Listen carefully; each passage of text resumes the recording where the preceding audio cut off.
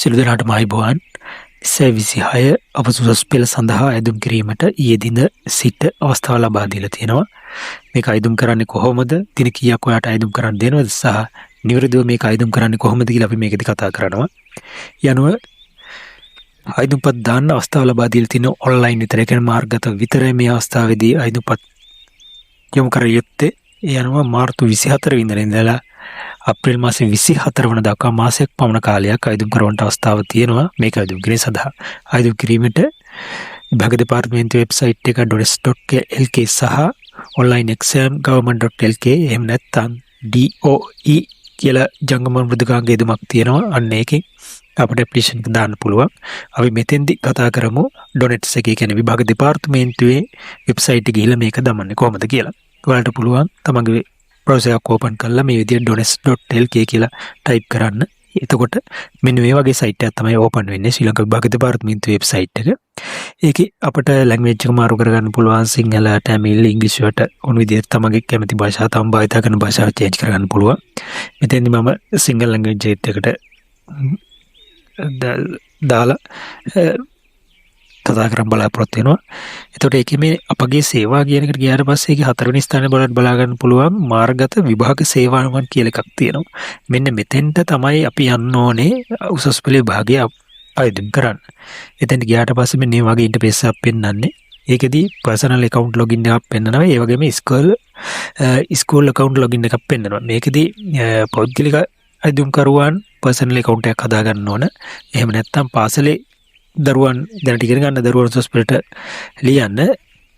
ඒකට පාසලේ විදුහල්පති විසින් account එක හදලා එයාලා තියෙන කෝඩ් එකෙන් ලොග් වෙලා තමන්ගේ පාසලේ දරුවන් මේකට අයදුම් කරන්න ඕන. එතන මෙතෙන්දී අපි වෙන්නේ අර පෞද්ගලික අයදුම් කරුවෙක් ඇප්ලිකේෂන් එක දාන විදියක් බලමු.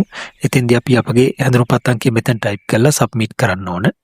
ඊට පස්සේ එනවා අපේ account එක ඕපන් කරන්න create your account කියලා නම, identity number, phone number සහ email එක ඇතුළත් කරලා අපිට උලුව මෙතන තියෙන I agree කියලා මේ teams and condition කියන එකට agree වෙලා මේක register now කියන එක click කරන්න.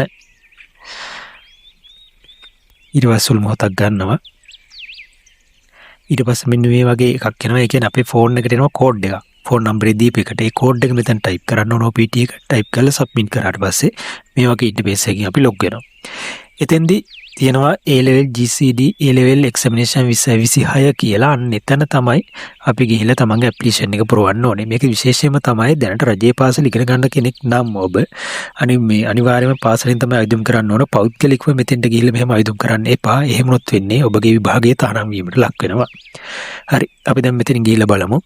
මෙතනින් ලොග් වුණාට පස්සේ පෙන්වන්නේ මෙන්න මේ වගේ තැනක් එනවා. ඔයාලට ඉන්ට්‍රොඩක්ෂන් තොරතුරු ටික එනවා. කොහොමද දාන්න ඕනේ කියලා සහ විස්තර. මෙතන පොඩි වීඩියෝ එකකුත් තියෙනවා. වීඩියෝ ක්ලිප් එකක් තියෙනවා. බලලා ඒ විදිහට දාගන්න පුළුවන්. අපි ඒක බලලා ඉදිරියට යන්න පුළුවන්. next කියන එකෙන් ඔබලා ඉදිරියට යන්න පුළුවන්. ඉදිරියට ඊට පස්සේ මෙන්න මේ වගේ අපේ account එකකින් තියෙන්නේ. account එකේ application එක open වෙනවා. application එක කියනවා අයදුම්පත් සම්පූර්ණ කරන්නට පෙර අනිවාර්යයෙන්ම ඔබ උපදෙස් හොඳින් කියවන්න. ඒක අනිවාර්යයෙන්ම කරන්න. application එකේ අදියර 3ක් තියෙනවා. ඔයාලට බලා ගන්න පුළුවන්. step 1 තියෙන අපේ පෞද්ගලික තොරතුරු එන්ටර් කරන්න. ඊළඟ step 2 එකේ තියෙන exam request එකක්. ඒ කියන්නේ අපි මොන district එකද අපි ඉන්නේ කියන විස්තර තමයි එතන තියෙන්නේ. ඒ වගේම step 3 එකේ තියෙනවා subject අපි මොනවද උසස් පෙළ විභාගයට මෙහෙර මුහුණ දෙන්නේ කියන එක පුරවන්න. ඒකදී පළවෙනි එකේ තියෙන්නේ personal information පෞද්ගලික තොරතුරු. අපි ඒකේ තෝරන්න ඕන අපේ identity එක, නම, ඒ වගේම title එක කියන්නේ Mr. Mrs. කියන ගැහණුද පිරිමිද කියන එක එතෙන්දී. ඒ වගේම birthday එක, අපේ gender එක, ඊළඟට email address එක, phone number එක කියන ඒවා මෙතෙන්දී ඇතුළත් කරන්න ඕන. ඒ වගේම private address එක ඇතුළත් කරන්න ඒක අනිවාර්යයි. ඒ වගේම postal town කියලා කියන්නේ අපේ තැපැල්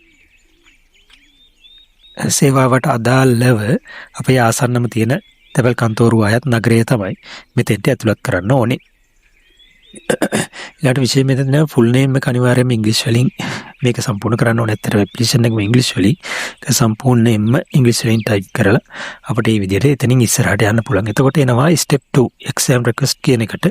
ඒකදී අපි district එක සලු කරන්න ඕන. ඒ වගේම අපි mother town එක කියන්නේ ආසන්නම නගරය තෝරන්න ඕන. ඒ වගේම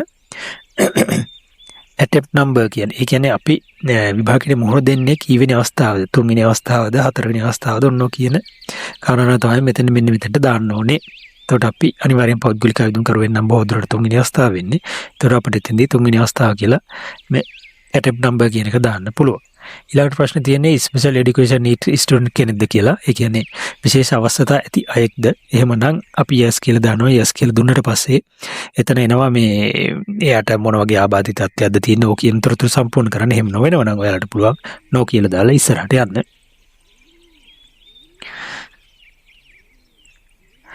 ඊට පස්සේ එනවා තුන්වෙනි ස්ටෙප් එක subject information කියන එක. ඒකේ තියෙන්නේ අපට අපි විභාගයට මොන දෙන්න බලාපොරොත්තු වෙන මේ සබ්ජෙක්ට් ටික මොනවද විෂයන් මොනවද කියලා සලකුණු කරන්න. ඒක මුලින්ම අපි ලැන්ග්වේජ් එක තෝරන්න ඕන. සිංහල, ඉංග්‍රීසි, තමිල් කියන තමන්ගේ භාෂාව තෝරන්න. ඊළඟට සබ්ජෙක්ට් තුනක් ප්‍රධාන වශයෙන් A level වලට සබ්ජෙක්ට් තුනයි. ඒ සබ්ජෙක්ට් තුන තෝරලා සබ්ජෙක්ට් මීඩියම් එකත් අපි එහා පැත්තෙන් දාන්න ඕන. අපි සිංහලෙන්ද ඉංග්‍රීසියෙන් දෙකද මොකද දෙන්නේ කියලා. ඒ වගේම මෙතන හතරවෙනියේ තියෙන්නේ කමන් ටෙස්ට් එක. ඒ කියන්නේ සාමාන්‍ය පොදු පරීක්ෂණයට අපි මොන දෙනවද නැද්ද කියන එකත් සලකුණු කරන්න ඕනේ. ඒ වගේම ජෙනරල් ඉංග්‍රීසි වලටත් අපි අයදුම් කරනවද කියන එක සලකුණු කරන්න මෙතෙන්දී පුළුවන්. මේ ටික අයදුම් කරාට පස්සේ අපිට පෙන්නනවා මේ ඇත්තටම අපි මුහුණ දෙන සබ්ජෙක්ට් ස්ට්‍රීම් එක මොකද්ද කියන්නේ ආර්ට් යටතේද එහෙම නැත්නම් කොමර්ස් යටතේද එහෙම නැත්නම් බයෝ සයන්ස් යටතේ කියලා අපිට ඇත්තට මෙන්න මේ නිල් පාටින් පෙන්වන්නේ මෙන්න මෙතන මේ පෙන්වන එකෙන් අපිට බලා ගන්න පුළුවන් අපි අයදුම් කරන්නේ මොකද්ද කියලා. කියන්නේ අපි සබ්ජෙක්ට් එක තේරුවට පස්සේ ඔටෝම සිස්ටම් එකෙන් ගන්නවා අපි මොන සබ්ජෙක්ට් කැටගරි යටතේද විභාගයට මුහුණ දෙන්නේ කියලා. ඊට පස්සේ ඒක යටින් ඔයාලා දැක ගන්න පුළුවන් පේමන්ට් එක අපි කීයක් මේකට ගෙවන්න ඕනද අයදුම්පත් ඉදිරිපත් කිරීම සඳහා. මේක රුපියල් 150 ඉඳන් 400 වෙනකන් තියෙන එක සබ්ජෙක්ට් එකක් නම් 150යි. ඒ වගේ සබ්ජෙක්ට් තුනම දානවා නම් රුපියල් 400යි. ඊට පස්සේ අපිට යටින් බලා ගන්න පුළුවන් අපේ විස්තරේ තියෙනවා මෙන්න මේකට එකඟ වෙනවා කියන කතන්දරය මෙතන තියෙන්නේ. ඒතර ඒ ටිකත් අපි බලලා අපිට පුළුවන් මේ ඇප්ලිකේෂන් එක සබ්මිට් කරන්න. ඒ කියන්නේ තොරතුරු නිවැරදිව බලලා මෙතනින් සබ්මිට් කරන්න පුළුවන්.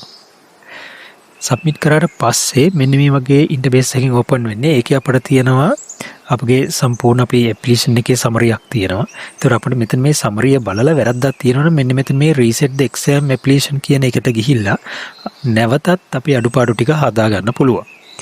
පේමන්ට් එක කරාට පස්සේ මේක හදන්න බෑ. ඒක නිසා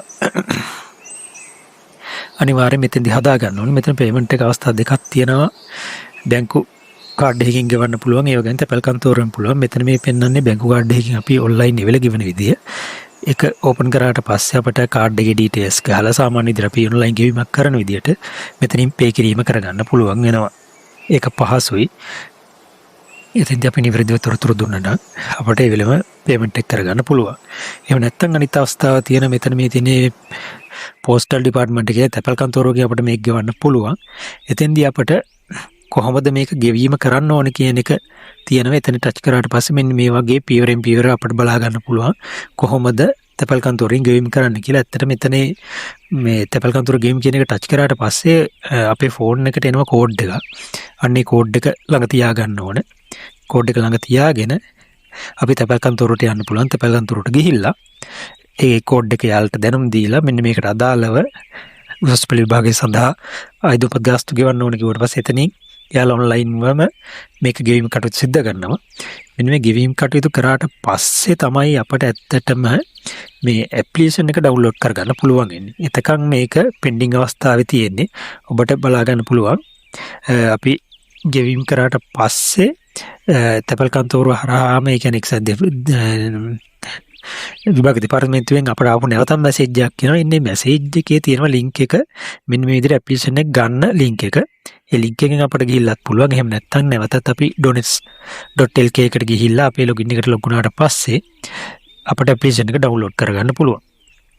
ඒතකොට ඇප්ලිකේෂන් එක ඩවුන්ලෝඩ් කරාට පස්සේ අර විදිහට අපට පැහැදිලිවම අපි දාපු ඇප්ලිකේෂන් එක බලා ගන්න අවස්ථාවක් තියෙනවා.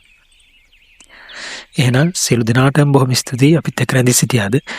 මේ වගේ නැවතත් තොරතුරු බලන්න ඉදිරියටත් අපේ channel එකත් එක්ක දිගටම රැඳී සිටින්න.